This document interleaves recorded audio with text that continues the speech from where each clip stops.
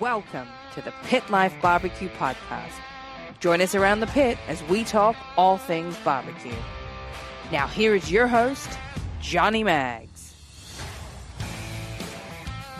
What's up, everybody? Welcome back to another episode of the Pit Life BBQ Podcast, episode 399.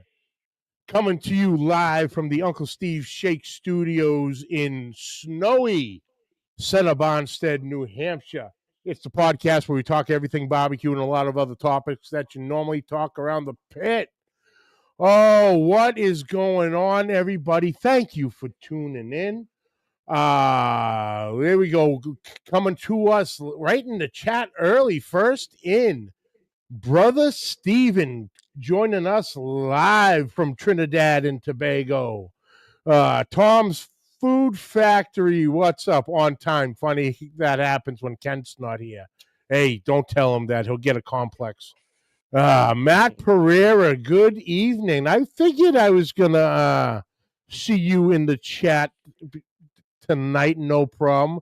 Because if I'm not mistaken, you're not going to work for at least the next day or two. Uncle Steve, there he is. What's up? Oh, guys, first and foremost, I need to take care of this first. Anybody who has been affected by this past 24, 48 hour nor'easter / blizzard up here. I believe it was been from like DC all the way up. Folks, keep everyone in your prayers, just like we had all our friends down south dealing with the ice and everything the other week.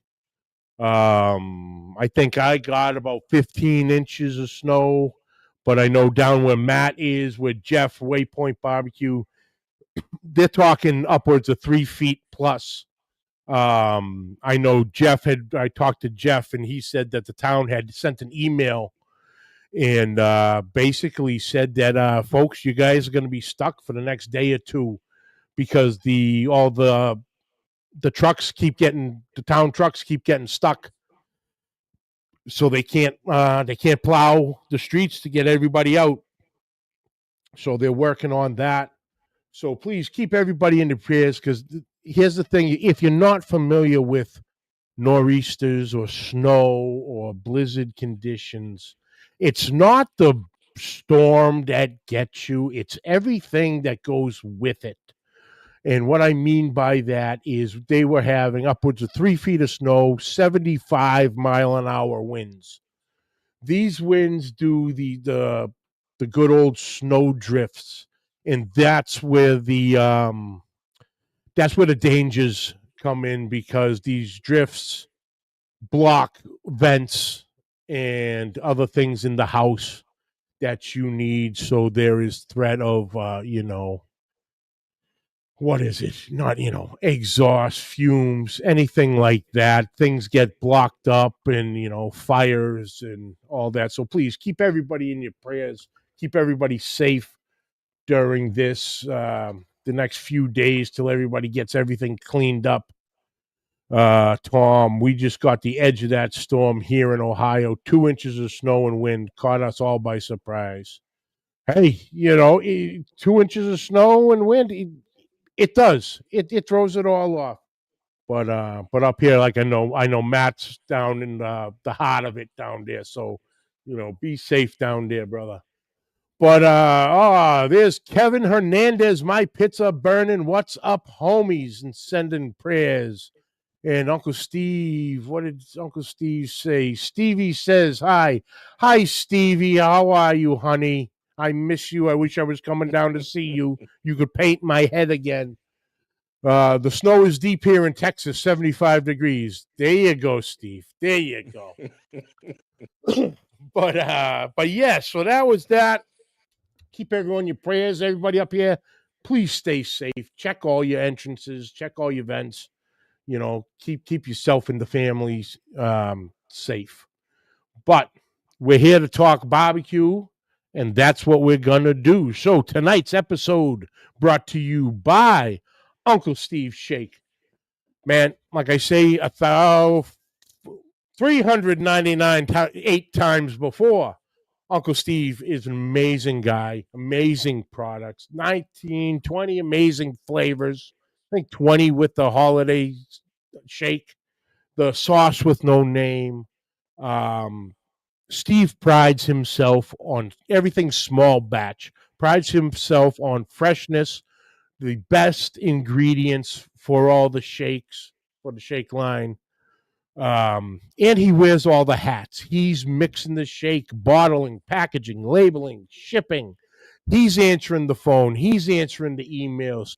He'll message or call you if he has a question about your order. He wants your order to be perfect. He wants your shake experience to be tremendous.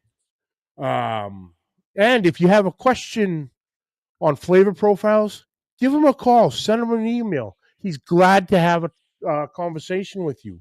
Explain the different shakes he's got and what's going to work for what you're looking to do. So check him out at UncleSteveShake.com.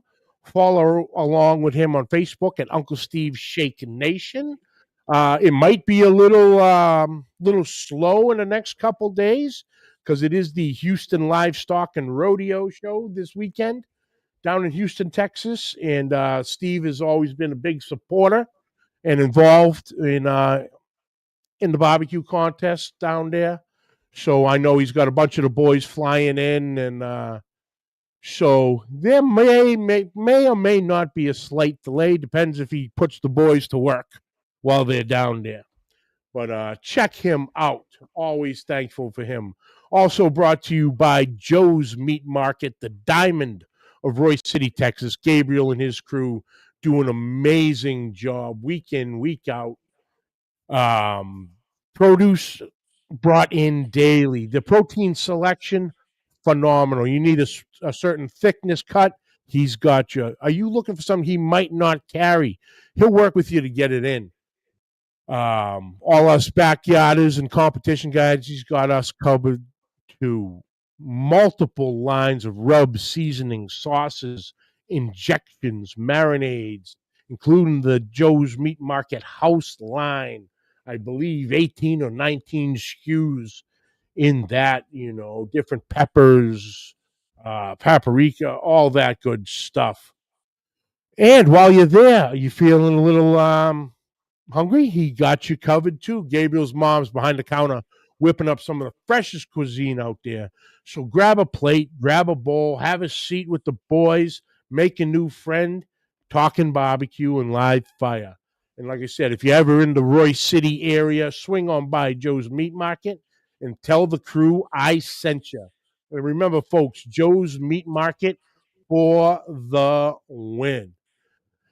Oh, all right. And brother Steven is, like I say, folks, the best mod on the planet. He's got Uncle Steve's links. He's got our guests' podcast links up there on Facebook, on YouTube, TikTok, the whole nine. And there's Joe's Meat Market. What's up? So, guys, I discovered this gentleman, I don't know, 4 or 5 months ago at the very beginning. He's, if I'm not mistaken, 39 episodes in now. But I found him and I started listening to all the shows, and it's become a weekly rotation in there, a must listen to. A very boots on the ground type of guy, which I find interesting, and we'll get into that. But I love how he's doing it, the storytelling, the different guests he has on. But we'll get into that. But first, we're going to get into who the man himself is and why the hell did he want to put himself through this barbecue podcast, barbecue media aspect of this world. But without any further ado, ladies and gentlemen, please welcome from the BBQ Therapy Podcast, coming to us live from Atlanta, Georgia, Mr. Tavis Bryant. Tavis, how are you, brother? I'm doing great. I appreciate you having me on. And I'll do what I can. Make sure you make it to episode 400. Hey, listen, if I got this far with smoke and mirrors, I think I got one more, two more under me because we just started this one. Yeah, but no, I appreciate it, man. And like I was saying, I found you a number of months back, and you might have been episode 5 or so into it. And I went back and listened to all of them up to that point, and it has been, like I said, no word of lie. It has been a must listen for me every week. For a new podcast, you would not know that you are on the newer or an earlier side of things. Your professionalism, your approach to the interview process. You can tell by just the conversation you're putting work in before this show goes live, recorded, however you just are deciding to do it at that moment.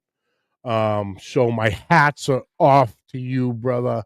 Um, you're gonna be here for a while, I think. I got a feeling, and it's well deserved because you're crushing it right off the bat, with the stuff. So we'll get into that, but first, please, Tavis, tell us who you are, what you do, family, things like that, and how your journey into barbecue began, which Okay, then led into everything you got going on now. no problem. Well, my avenue was different from everybody else's. First of all, I want to give a shout out to my wife Cynthia, who's a big part of the podcast. Even though she don't do the work on the podcast, she holds it down upstairs while I'm down here doing that. So I definitely want to shout out my wife to start off because she's, a big push in all of this. But growing up, let me see, I was born in Orlando and probably moved to Georgia probably around 5th grade. And uh, in my family, we didn't really grill that much. And I really had zero memories of barbecue until I moved out and at 17 got my own place and stuff. So being in an apartment, you really can't grill like that. But one year I bought my mom a grill and took it to her house. I didn't know it was different from what I seen because I was used to just seeing kettles. And this one now, since I know it kind of looked like a Weber Smoky Mountain. And then after I gave it to her, a couple years later, she gave it back to me. It was brand new still. So I was like, okay. So by that time, I used it, and I was like, man, I'm trying to wing it just by doing what I think was right. But every time I used it, everything came out tasting like lighter fluid, and I gave up a little bit. And then I would come back and try it again, same deal. And then around COVID time, since we were stuck in the house and Mm-hmm. I was living by myself, and around that time, I guess Discovery Plus came out, and that's when I got an opportunity to watch all the Barbecue Pitmaster episodes, and it got in my head, and I was like, "Wow, this looked interesting." So that's when I just got out a pencil and paper. I went to the store, Walmart, got some drawing uh, items, and I sketched out a logo just to sketch out one before I even had a plan to do anything. So I put that up and put it to the side and didn't think nothing of it. so that's when I went to somebody's house one day, and they had a pellet grill, a Pit Boss pellet grill. And to me, it just blew my mind because I was like, I'd never seen a grill like this. And Yeah. he told me how much you paid for it. I'm like, people paying that much for grills? And Yep. so then when I got home, I was like, man, I couldn't get it out of my head. So during that time, I worked for a financial institution. So I was still working. So, and they were just sending out the stimulus checks. I'm sitting here looking like, okay, they just gave me free money. So I was like, that's when I started researching. I was like, I'm going to get me one of these grills. So that's when I decided to get me one of the Pit Boss pellet grills. And it kind of changed my life forever because hmm I started doing research on it. It took away the frustration that I was going through as far as trying to learn how to work the grill since it was kind of like an oven, and it put me more at ease of getting the interest of learning how to cook the meat and do seasonings and recipes like that because I didn't have to worry about stuff coming smelling like lighter fluid because I didn't know about tumbleweed and all the chimneys and all this other stuff that could light the grill because I'm just going off just freestyling. So hmm at that time I started working the grill and started guinea pigging, just cooking ribs. Back then I discovered the 3-2-1 method, but I mean I was doing the best I could back then, but Yeah. it was turning out well because I was giving it to my brother and sister-in-law, and they were saying it was good, so I'm still giving them the side eye like, are they saying this because it's free or do they really mean this? So at that time it I started doing it more and more, and that's when I got into uh watching YouTube and pulling up videos. And at that time it wasn't much out there that because I didn't know anybody and I didn't know where to hmm start. All I knew was Pitmaster. So I came across Alonzo Cantu back when he used to record his videos at the competition, and um uh Aim 'em and Claim 'em Smokers was Yeah. James. Yep. James Pavia.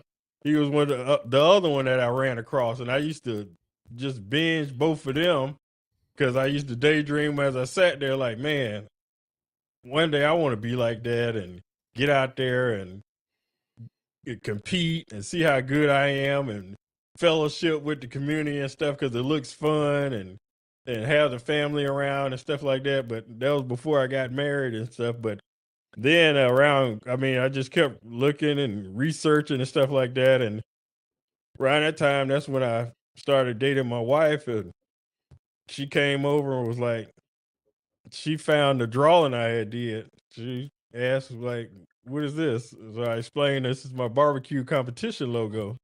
So that's when she said, like, what are you doing with it? I was like, nothing right now. Just I just sketched it out. Said, I mean, why not give it a try? If it's something that you want to do, just give it a try. It's not going to hurt anything. So that's when I went out and researched, and that's when I found the first class I took, which was my remixing class. hmm And just to go out there and see what it was, and I took that class and met some people there, and then most people get hooked off pit masters and stuff, but I actually got hooked just by going around and just being around the atmosphere. So after that, I took another class and just to get a little more knowledge because I was like, I like being around this atmosphere. And that was Robbie Royal class, and I give them shout outs for what they do. And after that, I found a competition to go walk around and just to see the atmosphere, and it got my blood pumping. And that's when I told my wife I want to go to Memphis in May. So we took that journey and went up there. Yeah, we didn't know what was going to happen. I hmm didn't know nobody. Nobody knew me. So we just walking through. I'm wild because I'm seeing all these people I didn't seen on TV Yeah. and it's seen on YouTube and stuff. So it's like blowing my mind. I'm like, honey, that's so and so, and that's so and so. So I went around the corner and there was Blues Hog tent. So we were just standing out in the cut because Johnny Trigg was there at that year. It was 2023. And then all of a sudden, out the blue, Mark Bayless of Blues Hog came up to me. I call him now my barbecue dad, even though we probably were close to the same age. But he just came to me and my wife out the blue and just started talking to us and was friendly and gave us some sample sauces and let me take a picture with his championship ring and made me feel like I was part of the group. And Yeah. that's what got me right there hooked on barbecue because of the kindness he showed me and my wife at that time. So I was like, man, I want to be a part of this community.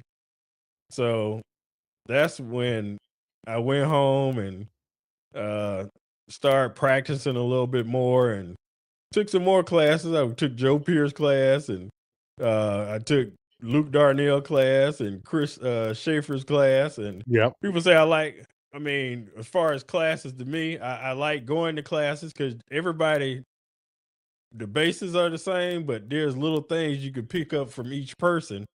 And also, you never know who you meet, as well as you Mm-hmm. get to meet the teachers and fellowship with them. Because I've met so many people just through going to classes and going to these competitions that I went to. So that's how I got hooked on the barbecue. And at that point, I got married, and then at that time, we was planning for a wedding. So I was like, okay, eventually after we pay for this wedding, I'm gonna get a trailer and try to do some comps.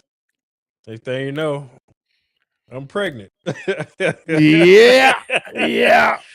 I was like, oh, put a pause on that. So at that point, is we had the baby and stuff.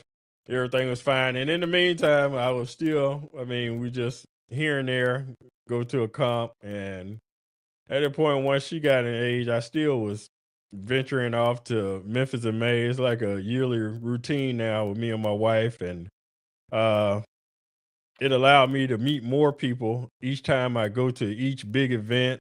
And uh, at that point, it got me to thinking. I listened to a lot of podcasts, and because I live about an hour driving to work and an hour and a half to 2 hours driving home, so I listen to a lot of podcasts, and sometimes I'm wondering, like, why didn't they ask a follow up question? Or I wonder what Mm-hmm. they did, what they do outside of barbecue, or just random questions in my head. Yeah. So I was like, I wonder if I could do this. So I didn't think nothing of it. I put it to the side, and in the meantime, I was getting equipment just piece by piece because when I have a plan, I don't try to go out and do it all at one time. Game plan it, get piece by piece. So when it's time, you don't have to rush out there and get everything at one time. So at this point, we last year went to Memphis in May, walking around. Uh, got an opportunity to go in the Willingham tent with Paul Holden. He invited me and my wife. I had met him the Monday before Memphis in May. And then after I met him, he invited me to come up there when I got there to go inside their tent. And it just blew my mind and just, okay, you just met me. And Yeah. so when I got up there, it's like, that's when I got to meet different people in there. Harry Sue was in there, and it it changed my life. I went to the Blues Hog tent again. That's when I got to meet Jordan Kirkpatrick and the Tim Shear. And Mm-hmm. when I met Tim, he Mark Bayless introduced me to Tim Shear. So that's why I give him props because he's one of the people that kind of jump started this podcast. So when I went to Tim Shear, me, wherever I go, even regardless if I have something or not, I'm repping my barbecue team as well as the podcast before I even had anything. So when I had my shirt on, that's important. When people remember that, always be prepared for every situation. So when I came to Tim and met him, he looked at my shirt. Oh, you got a podcast? I was like, sorta. So at that point, he was like, "Can I be on your podcast?" So I'm like, "You Tim Shear, you didn't gotta ask me." So that's when he took my phone out my hand and put his number in. I'm sitting there looking like, I can't believe he's sitting there putting his phone number in my in my Yep. phone. Mm-hmm. So at that time, immediately once I got home from that, that's when I started the podcast. Nice. All right. Mike C, what's up, boys? How you doing down there, Mike? You hanging in? I know you probably got hit with a bunch of this. Big Rome, what's happening, brother? Jen Lee, how are you, darling? Big Rome, and Uncle Steve.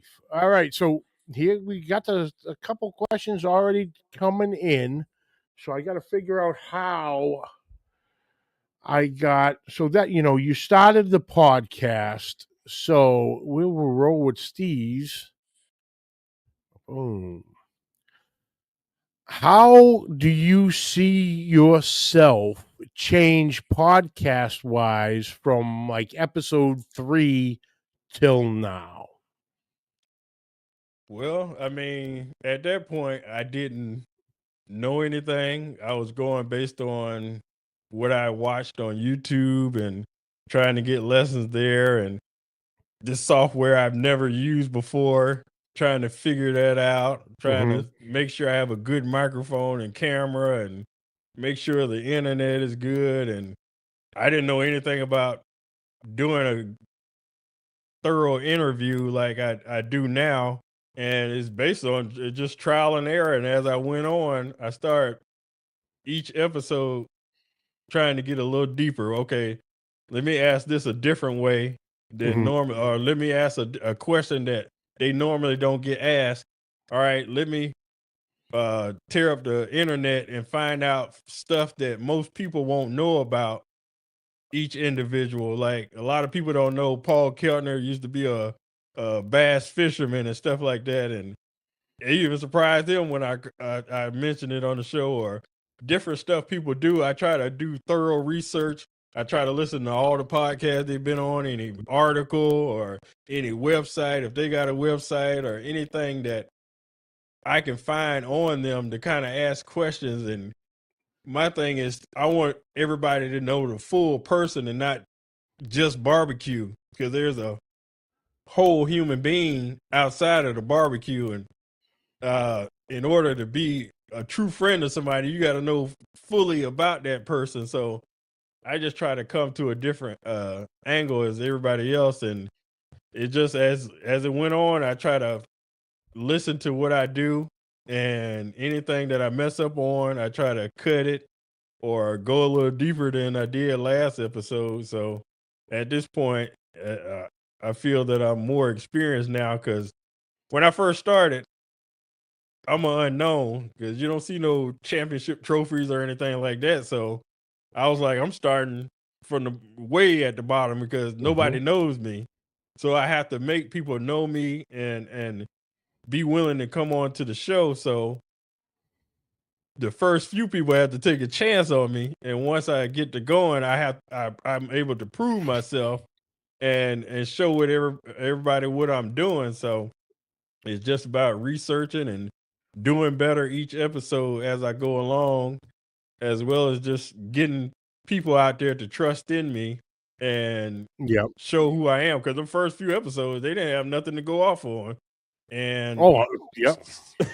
surprisingly, Oh, that first month, I was getting them because I didn't know if people were going to sign up. I did 20 episodes in that 1 month. And the second month, I did like 12 episodes because I didn't know who was going to come on. And yeah. people was willing to come on, and it surprised me. No, absolutely, brother. Absolutely. It's, yeah. the story is oh so familiar. It's but like you said, you get into it and you Yeah, know what you know, and you definitely know what you don't know, and exactly. you're trying to make it all work together. And like you said, trying to hopefully send a message or an email out to this one, and sit there and pray. Oh my God, they said yes. Now what? Mhm. Now, now it's get down to the thing. And no, dude, brother, been down that road, and it not. I ain't gonna lie to you. 3.99 later, I'm still on that road. Messaging people. And it's like I still have that little, I guess, that little excitement when you get the ding or the blip or whatever your notification on your phone for an email, text, or whatever, and it's oh yeah, no, I'd love to. Let's work out some dates, and oh, all right, you know, and I think Exactly. that's part of it too. That as long as I get that excitement, Yeah. I'm still doing it right. When I think when I don't get that excitement anymore, I'm gonna have to step back and go, wait a minute. Have I lost the enjoyment of this? Hmm. Because I love hearing the stories, talking, whether they're a backyard guy, a comp guy, or, somewhere in between. Their techniques, their ideas, some recipes, things like that. The whole background of, oh, I was doing this before and Hmm. now I'm doing barbecue full time, and you know, fascinating stuff. But yeah, that's what I always said is as long as I get that little butterfly everyone here in the stomach, you know, I'm still on the right track. Exactly. But that was a great question, Steve. Thank you. Now, Big Rome's got a one. Ooh, and it's who is your greatest influence in barbecue? Hmm. Ooh, that's a good one. Yeah. I can say I always looked up to Tuffy because I always thought of him as the Michael Jordan of barbecue. hmm But like I told people, when I got into it, it was like you only knew the people that you seen on TV. And then they came out of the blue, like when someone mentioned Darren Worth, and I'm like, who is that? And then once I started researching people and got because like I fuss on my podcast, is the thing is sad to me is the history of barbecue. There's no way to dig deep and Mm, find out the true roots of barbecue past a certain year, and we yeah. only updated stuff, but we don't have those that set the foundations of barbecue. Those were winning trophies back in the day. Nobody can name half of them because you can't find it anywhere. So I mean, Yep. that's why I only had what you seen on TV until I got into it. So I think the three people I look up to the most was, I mean, now is Tim Shear for what he did for barbecue, as far as that what he did with Blues Hall, the Yep. gateway drums and stuff like that. People try to downplay it, but that drum that he came up with was a big monumental change in barbecue when that came out. And the Blues Hog speaks for itself when he took hold of that and pushed it forward.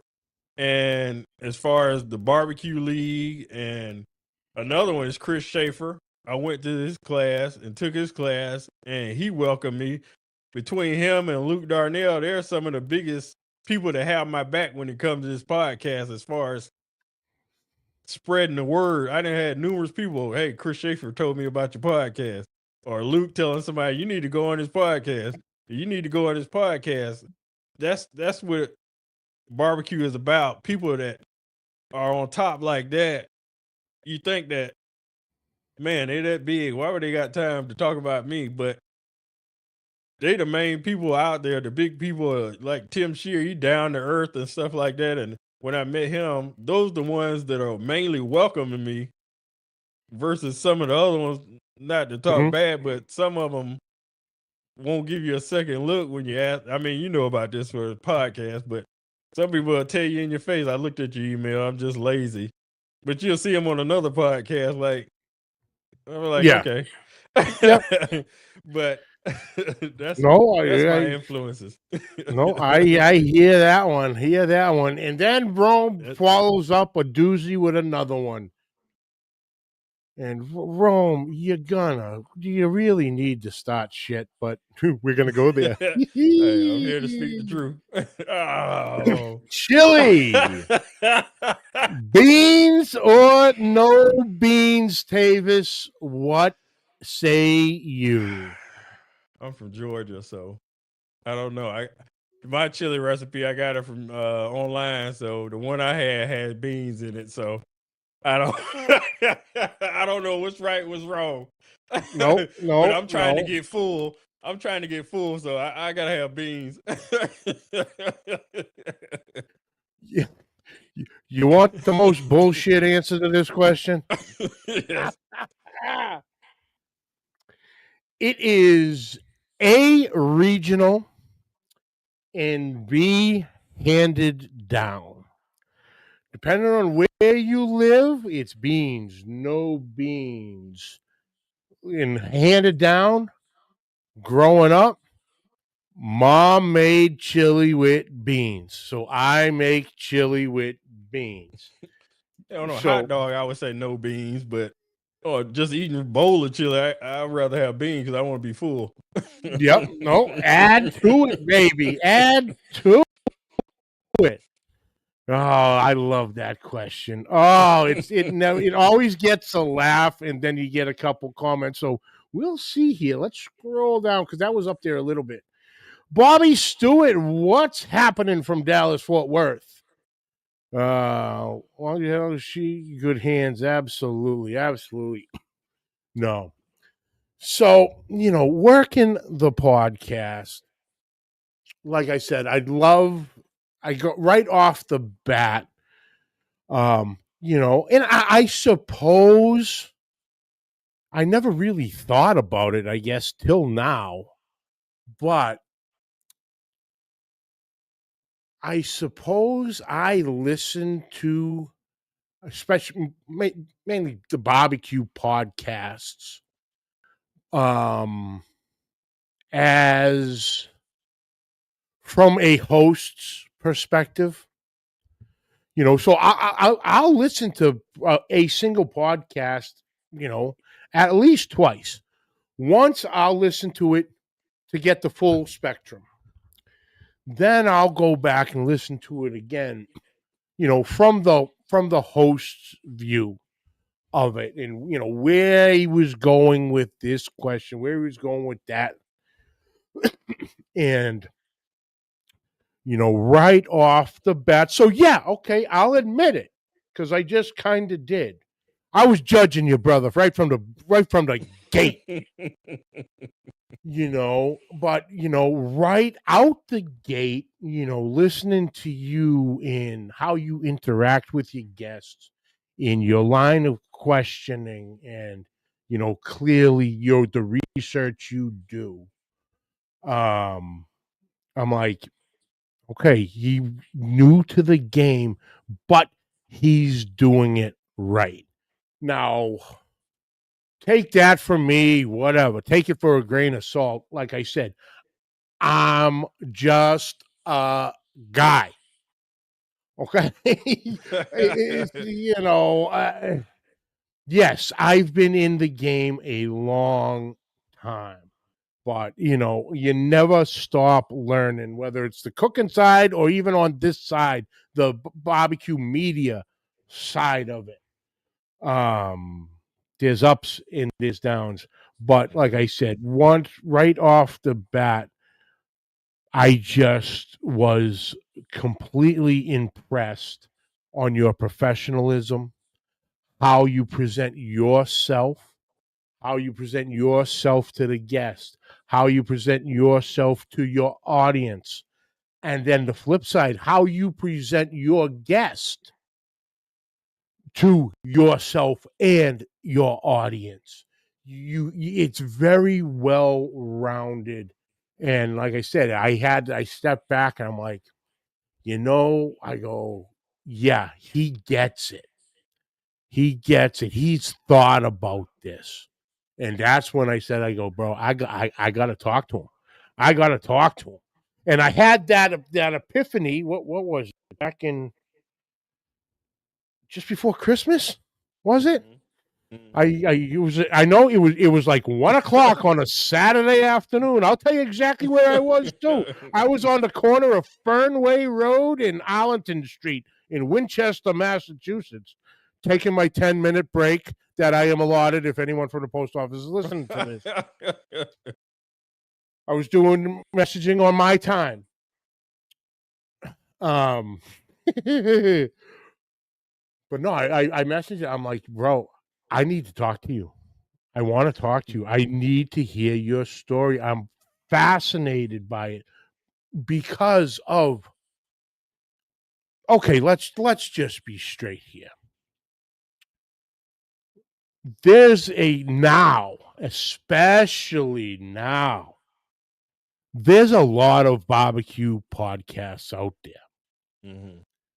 And there's a lot of guys who do an incredible job. We have, start with the Godfather, Greg Rempe.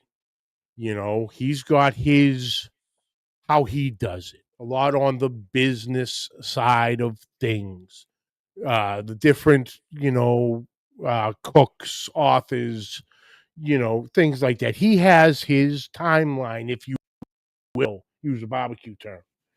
There's you. Then you get into, the Malcolm Reeds, the Heath Riles, the barbecue professionals doing it. Then you get some putz from New England, throwing his 2 cents in there every Monday at 8:00 Eastern time, 7 times Standard, 5% Pacific, not saying anything, but like I said, there's a lot, like a Malcolm, okay? Malcolm and Heath, for example, and Darren. Darren's a little different, on his show.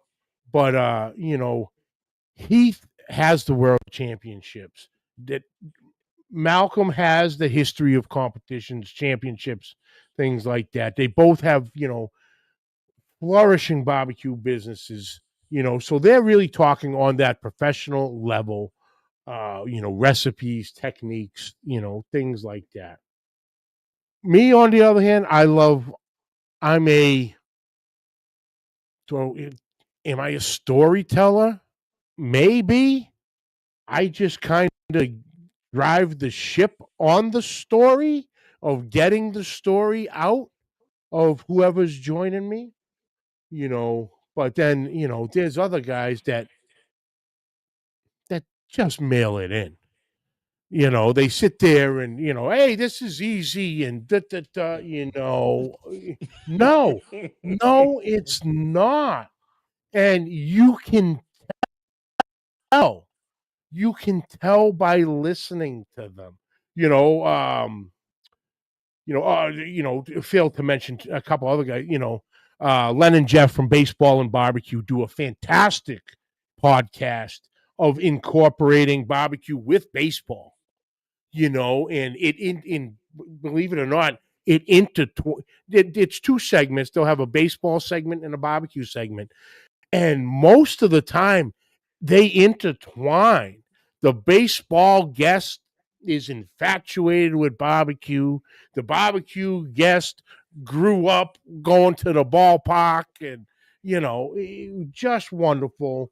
Then the boys down and grab them in the brisket.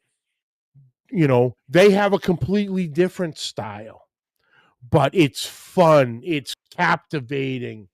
They are going to have a terrible episode coming on Thursday, March 12th. Because, like I said, they have that mumble mouth guy from New England joining them, special guest. Just saying. But yeah, but you can tell that some of them, it's just that they do a live is what it was. There's no research. They're talking about this, talking about that. Granted, we all go off the rails at times, but you can tell the ones who take it serious. And the ones who are just doing it to, kill an hour or so or have some fun. There's another one that comes on later tonight, Beyond the Smoke. Great podcast. Robert Rocha from So Smoking Good Show, good friend of mine. But Rob from Bullhorn Barbecue and So Smoking Good Show. Prime example. His podcast is incredible. He's been doing it about 8 years now. And his is pretty much on the competition side. It's a lot of competition cooks. A lot of guests were at a competition or won a competition the weekend prior. So they're fresh off of that win. And, but you on he's got that niche of, come on, dummy, getting the stories from the competitions, the behind the trailer stuff, another great show. But back on track, like I'm just preaching about getting off the rails here, and here I am in the bushes. But no, like I said, from right off the bat, I knew you took it serious. You were doing research, and I was so looking forward to connecting with you and talking with you. Because you never know where this goes, though. So that's why I say I took it serious, because you never know where this is going to go. Regardless, I don't know, but I want to be prepared for every situation. So I was like, I'm going to be, and plus I'm representing not me, I'm representing my family upstairs. So yes, sir. I want to have a legacy for them years from now to say, okay, Daddy, this is Daddy's podcast, and this is all the work he did. Yep. No. Amen to that. Amen to that. Ray Sheehan, what's up, brother? And Big Rome. Oh, he is stirring it. It's like picking your kid. Oh my God, Rome. Tavis, who was your favorite guest on your podcast so far? It's like picking the favorite kid or favorite pet. Oh. If I was forced to pick one, I would say the guest that had me on the edge of the seat was Travis Clark, because he reminded me of the way he talked. He reminded me of Kobe Bryant, that Michael Jordan mentality would take no prisoners. So yeah, me ready to run through the wall. Oh yeah. No, Travis, he's a no nonsense. Here, I said it. Come on. No, Travis is fantastic. But everybody's great. So now, what are some of the, I guess, bumps in the road, we'll say? Because guys, if you when you're listening to this, this is we're gonna get you're gonna see a little bit behind the curtain on what goes on. Like I said, this is more than just hitting a go record button or go live button. And, believe it or not, I do shit. So what are some of the things that bumps in the road that you ran into, so far in your journey in the podcast world? And did any of them really, I guess, take you by surprise going, oh, I never thought about that one? Well, I mean, as you know, there's several. First is just number one, the software that you deal with it has a mind of its own, and it sometimes where you recording, it may drop numerous times. Your guests may come on a cell phone or iPad or anything like that. So if I'm recording and they drop off 8 times, people don't realize you got a jigsaw puzzle the recording together, because what I have, it records my audio and video separate from the guest. So with the software, I have to combine them Oh. together to make Oh. the podcast, and it'll mix it together. But if you got somebody that dropped off 3-4 times and you got 3 or 4 guests, you have the jigsaw puzzle where they said what segment they talked about and piece it all together as far as the editing. Because I do everything by myself, the graphics, the editing, getting the guests, and there's nobody else but me. So it sometimes it can get frustrating when you're doing the editing and piecing these podcasts together. Another thing is, I mean, just getting guests, period. I mean, sometimes it's you want somebody, you have somebody in mind that you want to get, and they may not, they may look at it and keep it moving. And I would expect the courtesy of saying, no, thank you, not this time or anything. But when you look at it and they just go by it and you see them on another podcast, that stuff hurt. I mean, I ain't gonna lie. It's just when you see them on another podcast, when you ask them first, I mean, but ain't nothing you can do. I mean, I don't mind that they go on other podcasts. That don't make me mind, because we all do the same thing, and there ain't no rivalries, because there's, like I said, there's several different lanes in doing this, and that hurts. As well as you get ready to do an interview, you done move your schedule aside, and then get to 5 minutes till, and you get a phone call talking about, yeah, I can't make it.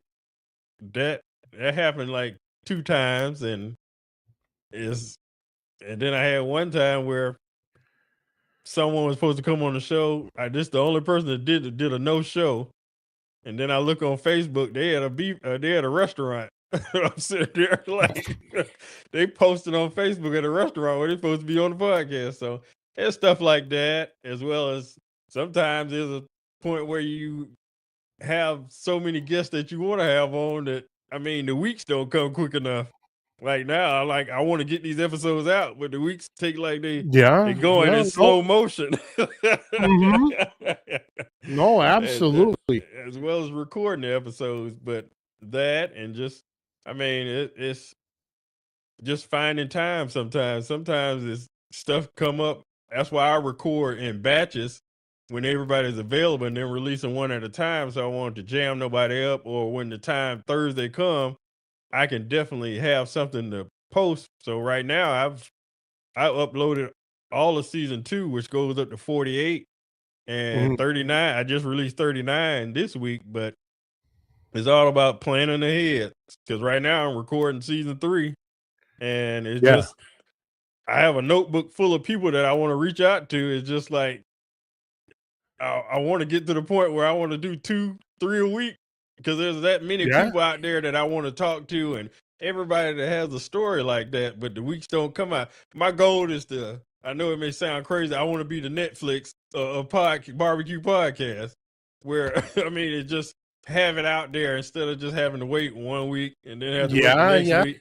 Just drop a whole bunch of mine and let everybody just listen to them, and not have to go week by week, and just differently. But I mean, or just build a whole barbecue channel where all of us be on a station, and it just be around the clock, just playing all of us on one station. I mean, but it may sound crazy, but you never know what's gonna happen in the future. So you never know. Whoever thought of a TV show following a couple guys around at barbecue competitions would lead to where it did?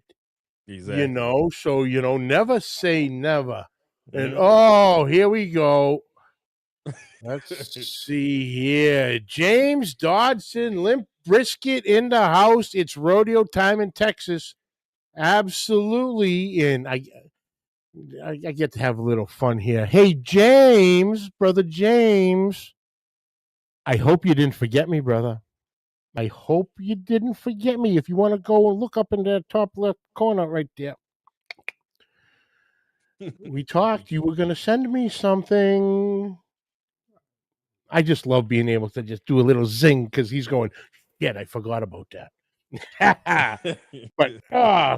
but yeah, so, the bumps in the road, they're real. Now, I guess what would be your shining moment of so far in the podcast? I would say just the pure thought of people I used to see on TV, just having the opportunity to have met them and interacted with them and called them a friend. And the highlight for me is just meeting people and making more friends, and they'll introduce me to more people and more people. That's the part that excites me. And getting the opportunity to go out to the American Royal and get a media pass, which blew my mind because I didn't think I just shot an email in the dark to the lady, and the lady responded like, "Sure." I'm like, "Okay." And Aren't those media passes nice?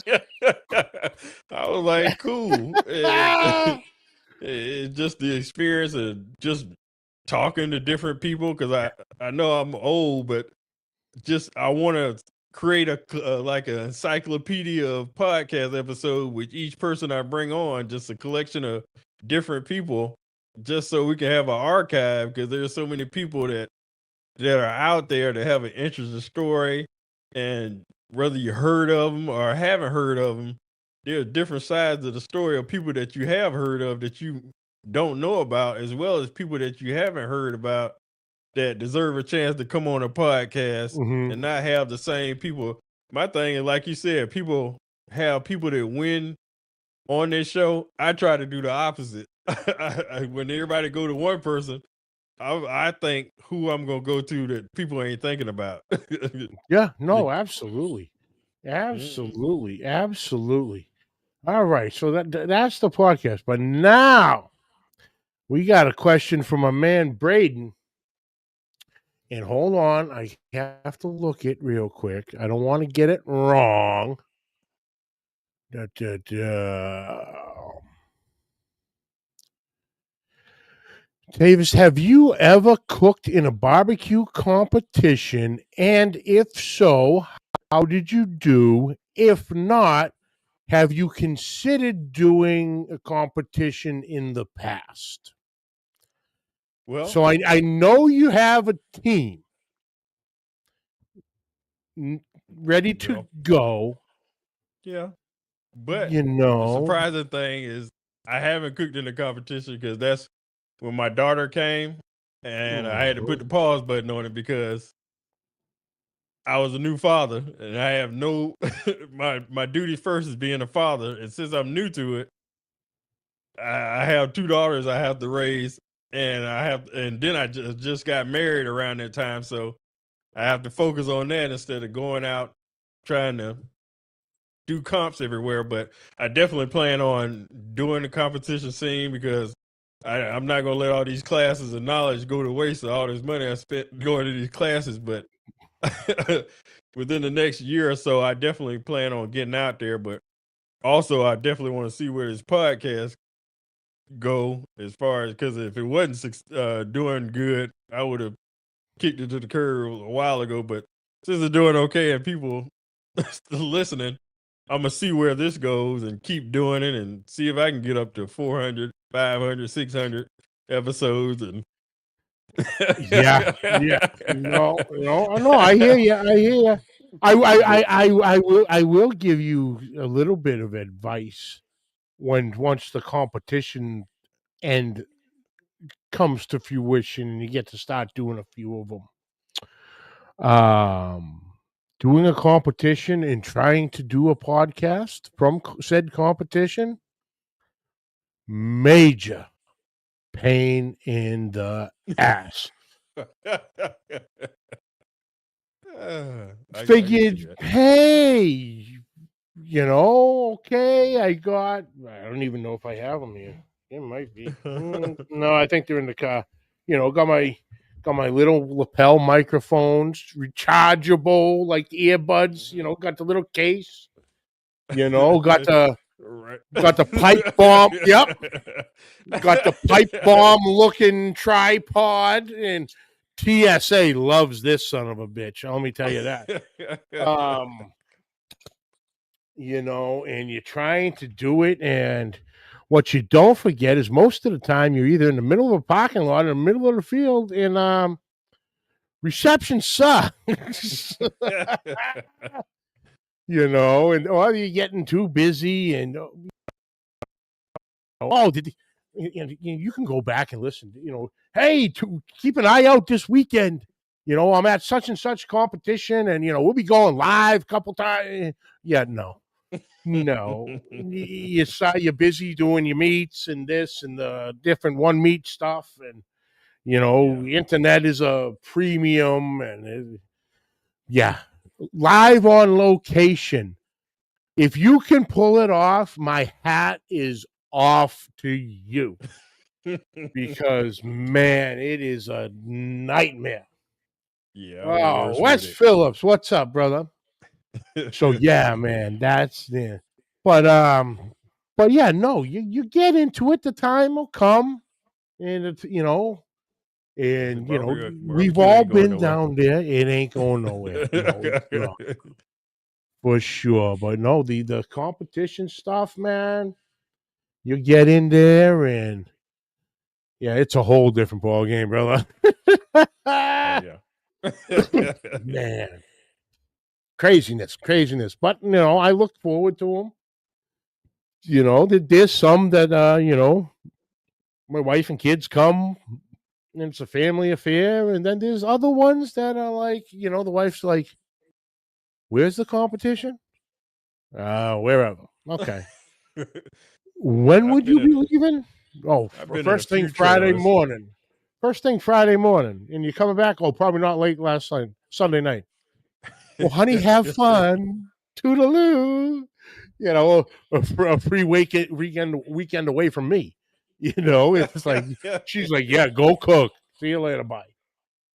But no, the competitions are great. And, and it all falls back in. And you already know by, with the boots on the ground stuff you've done.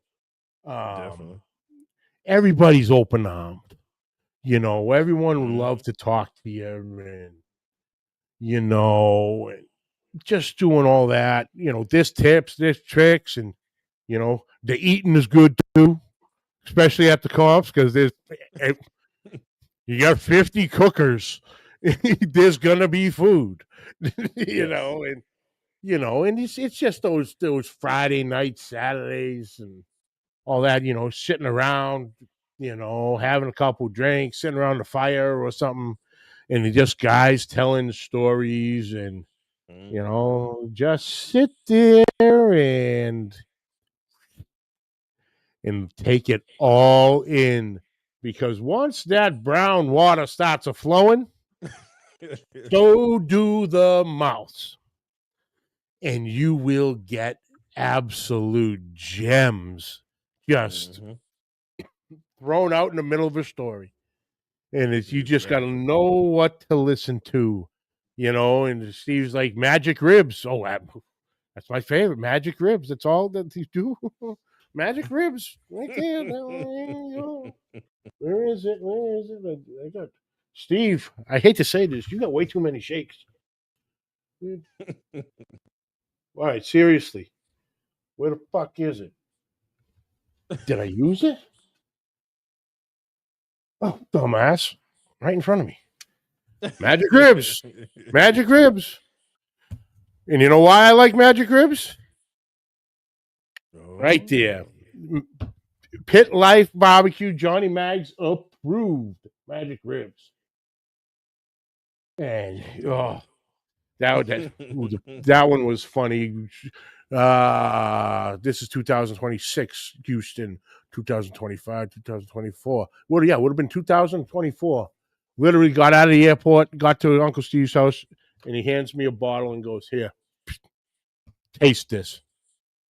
all right, can I put my bag down first? You know, I go, what is this? And Magic Ribs was born right then, about noontime on a Wednesday afternoon in Houston, Texas.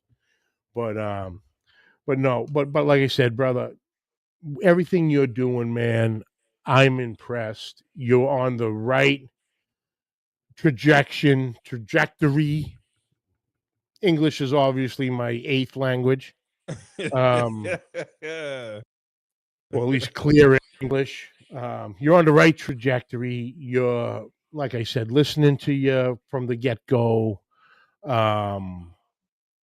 It shows your passion for this, and you're pushing to learn yourself through the guests you have, through the conversations you have. The research you do is key. You know, like you said, throwing out these little gems, and because that's the one of the best thing is you throw out something and the guest goes, huh, how'd you know that? The best one I have was when I was talking with Danielle from BBQ, and I brought up something along the flame thermopen. I go, you know, you would have created that. She stopped and she went, damn, you're for real. You did research. You dug deep, you know. And to get those comments, ain't gonna lie, you know, it feels good, don't it? Feels good. Gives you a nice warm and fuzzy going, yeah, nailed one. When somebody say that's a good question. That's a good Yeah. question. That's the best response. Oh, that's another thing. Okay, you do a lot of pre-recorded things. So you're and that's what makes your research more impressive, because you're doing multiple of these a week. Depending on how the calendar, you might be doing multiple a day. Yeah. You know, so you're putting in screen time and, you know, looking this up, looking that, doing that thing. So like I said, your research is no joke. Just because of the structure of your show, with how you go about presenting it. Now, have you ever had what we like to call the nightmare guest? And what I mean by the nightmare guest is the 1 or 2 word answers. Hey, how do you do the? Yup. Yes. Oh, we're gonna be here for a while. Where's my Snickers bar? Yes, I have. Yeah. Yeah. Sometimes you can tell by the length of the episode based on as a kid. You'd be like, Funny how that okay. one works, right? Yeah. You know, and it's like you have the list of questions, and, you know, not for nothing, you can burn through a whole list of questions real quick on uh-huhs and nopes and nevers and yes. You go through a lot of questions real quick. Exactly. But oh yeah. But then you have the, I call them the guest gods, that you just say the first thing and then you ask your next question like a half hour later. They just go. It's like, all right, I'm gonna take the next time. I'm gonna relax, kick off, and let you do your thing. I'll be here if you need me. You know, those are the good ones too, because those come out of nowhere, and sometimes those come out when you least expect it, and you're like, man, thank God on that one, because like you said, we do what we do. And so there is not, when I'm not going to lie when I say, now, I don't know if you've come across this yet, but there might be some times that you just tired. It's like, oh, I got the show. Now once you get to doing the show, you're back to, what the hell was I crying about? But, it's just, I got the show to, but sometimes those days, that's when you get the gold ones, and you just kick back and you just let them go and they do their thing. And thank you so much, But, Exactly. but like I was saying, man, Let me you're run through my doing, schedule to show people yeah, what I yeah, do. yeah. No, let's go. See, every morning I wake up at 3:40 every morning. So I wake up at 3:40, get ready, go to work the shift. After I get off, I go straight, pick up both of my daughters, come home. I have to watch the baby as well as help the other one with the homework. Now I work morning shift. My wife worked, even though we're in Georgia, she worked West Coast hours, so she's working when I get home. So I'm Yeah. watching the kids, have to get dinner, and after I get dinner, I have to get them ready for bed. And by that time, she's getting off so she can swap out. So around 8:39, if I got a show, I got to record from me. If it's a guest that I want to hijack, I'm gonna try to get at least an hour and a half out of Mhm. them. And then by that time, I got to get off the podcast, break it down, get ready for work, and then go to bed, and then be up after 3 hours, 4 hours of sleep. And Yeah. but the thing is, I'm not gonna complain because I love doing this. I love barbecue. I love talking to the people, and this is what I chose to do. I wasn't forced to do this. This is what I. So I mean, it's a lot of work to go into it, but you got to be devoted to do it because it's just me right now. Mm-hmm. No, absolutely. Absolutely. Yeah, that's crazy. That is crazy. Oh, man. But like I said, dude, I love what you're doing, brother. And, keep it up. Keep it up.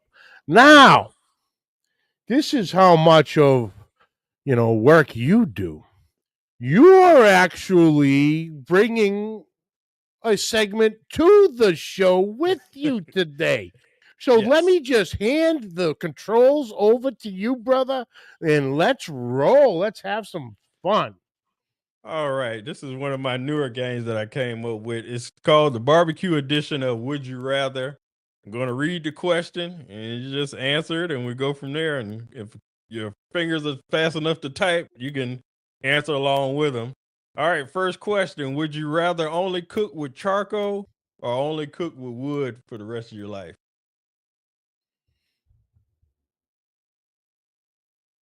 Mm,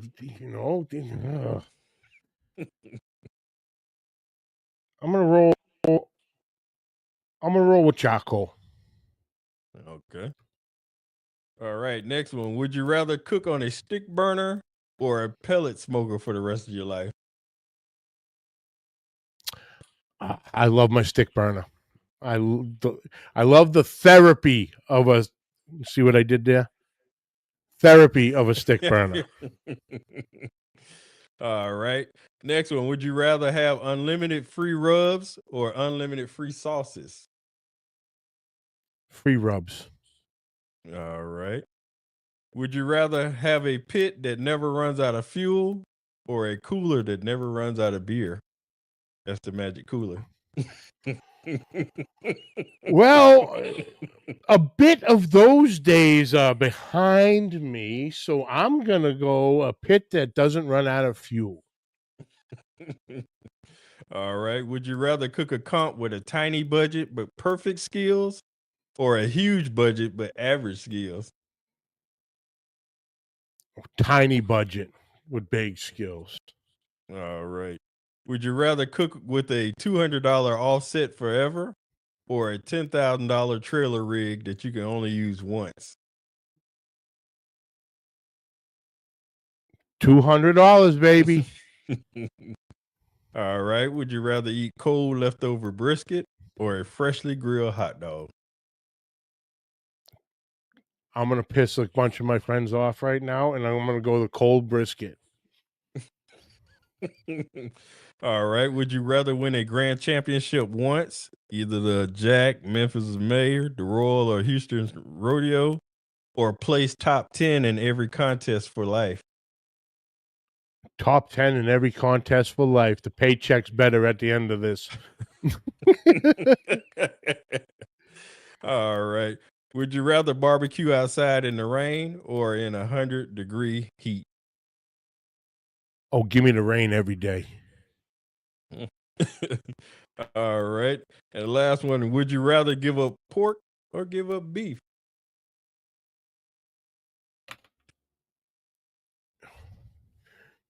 This is almost as dirty as the sports ones. And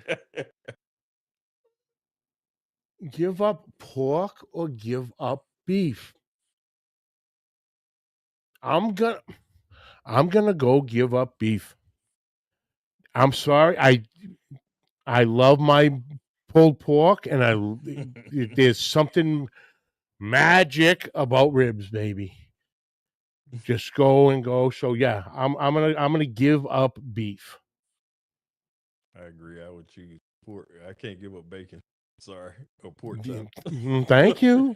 Bacon tastes good. Pork chop tastes good. Absolutely. All right. That was all I have for the game. Oh, nice, brother. Nice. Yeah, the games, man, they're fun. They're fun. Um, like I said, man, keep doing what you're doing. You're doing it right in my book. Take that for what it's worth. Like I said, I'm just a guy. Humble, whatever, but I love what you're doing. Thank you. Everything you're doing, I think you're doing it the right way. It's authentic, it's genuine, it's passionate, it's education, all of it wrapped into one. I want to thank you personally, for taking the time to join me this evening. I also want to thank you again for having me on your show. We recorded an episode about 2 weeks back, Mm-hmm. around there, and we had a heck of a time for ourselves. And Yeah. it was great. So first, thank you for having me on, brother. I appreciate that. No You problem. know, but yeah, man, you're in now. Hope you be careful what you wish for. Hey, one You're day, in, brother, but welcome, my man. no Open problem. arms, brother. I appreciate Open it. arms. I You appreciate it. know. ESPN gonna scoop us up one day. Hell yes. Hell yes. I think we could something like that would be cool. Would be cool for sure. Different Mhm. shows and like you said, Netflix of barbecue podcasts. Oh, that would be great. That would be great. But like I said, brother, thank you so much for joining me. It was great to hear your story and getting into all of this. Now, where can everybody find you social media wise? Your show drops every Thursday, Yes. and then you have the clips throughout social medias. But where can everybody find you on all the platforms? Well, I started my website in January. That's www.bbqtherapypodcast.com. You can listen to the podcast as well as view the videos on there. It's on mobile and regular computer. I also eventually gonna start selling shirts, and if you have a guest that you want to recommend, I have a section in there that you could recommend someone. Uh, like I tell everybody, this is not a home shopping network. If you come in just to sell your product, I'm not the guy. If you got a story that can help people, and we can definitely promote your product within that, but you definitely, I mean, it's all about helping others and not helping yourself on this podcast here. But also, Barbecue Therapy Podcast on YouTube, Spotify, Apple Music, all the podcast streaming areas. I'm available there. Uh, but also, I want to thank you for inviting me on, and some of the other podcasts that paved the way that I used to listen to. I just want to call them out real quick, which is Pit Life Barbecue Podcast, All That for Six Pieces, Smoke Ring Syndicate, Barbecue Life, Mm-hmm. Pitmaster Podcast, Right on Cue, All Things Everything, and Pitmaster Old Virginia Smoke Podcast. I want to thank y'all for paving the way for me, because y'all used to entertain me when I used to be on the road early in the morning and coming home. So I appreciate all the episodes that y'all put out and all the entertainment that you have done. And like I said, I congratulate you for getting up to 400 episodes, because I'm up to on episode 39. So I admire what you did, and you stuck through it despite having all the different guests and stuff. You hung in there despite negative comments or anything like that, or frustration. You hung in there, and I applaud you for just sticking with it and continue to do your thing despite what it looked like. You continue to show up, and that's what counts. So I appreciate you and all the rest of them out there that's just doing barbecue and making the community fun. I mean, we can complain all day, but we have the power to change barbecue for the good and get more people involved in barbecue and spreading the word of barbecue. So we just got to do our part, and I'm going to do my part, and I pray that everybody do their part. So I hope this has been fun for everybody. So I enjoyed it. Absolutely, brother. Absolutely. And, obviously next week's going to be next week, which I'll get into here in a minute. But thank you so much for what you did. So you will be making another appearance next week in next week's show. So thank you for taking the time, brother. That means a lot to me. Appreciate that. But hang on one second. I'll close this out and jump right back in with you for a little couple. Excuse me. Tavis Bryant, ladies and gentlemen, BBQ Therapy Podcast. Like I said, folks, an incredible one. He has his own little niche on how he does it. And I love it. I like how he does it. The professionalism, all of that. Check it out. You will not be disappointed. So, thank you, brother, for taking the time to join me and tell us all about, your journey into the world of barbecue podcasting. There is few and far between us, really, of how many there are. So there can be some interesting stories. But folks, thank you all for tuning in. I appreciate it. Check out the video on Facebook and YouTube, especially YouTube. Hit that subscribe button and notification bell. With Facebook deleting live videos after 30 days, YouTube standing strong. You have all the episodes right there at your fingertips. So check that out. Audio, wherever they're found, Spotify, Apple, Google, any audio platform, you'll find us there. Questions and comments, please send them to pitlifebbqpodcast@gmail.com. Like always, subscribe, like, rate, and review. Hit that share button. Next week, we all know what it is. Armageddon. The Catalina wine mixer. However you want to do it. 400 episodes. And I ain't going to lie to you, folks. It is still blowing my mind. 400 is a big damn number.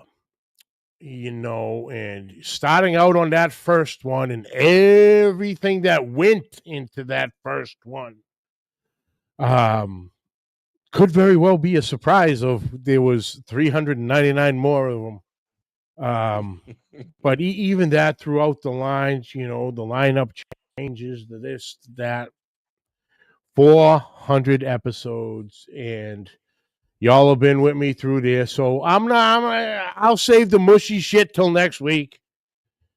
But tune in Everybody who has sent videos in, thank you so much. Gonna get everything rolling, and so we're ready to go for that next Monday. If you're still planning on doing one, send it to me in Facebook Messenger, John McGuire, that page. The quality is just better, and I can put it into there too. So, if you want to do it, just send it to me. I'll get it over to where it needs to go. But, everyone who's done one and everyone who's going to do one, first off, before we get into next week, thank you all for taking the time to put these videos together and celebrate with me. I appreciate your support. And, so what's going on at number 400? I have no idea. I don't. That's it. It took me 400 episodes to do zero research because don't really need to do one on that one. So I've lived all of them. So what's going on next week? I have no idea. Just get ready because we're going off the rails at some point. That's guaranteed. Bet the house on that one. But yeah, folks, I'm looking forward to it. Next week, number 400. So get your dancing shoes on. We'll be ready to go. And until next week at 400, keep the smoke rolling.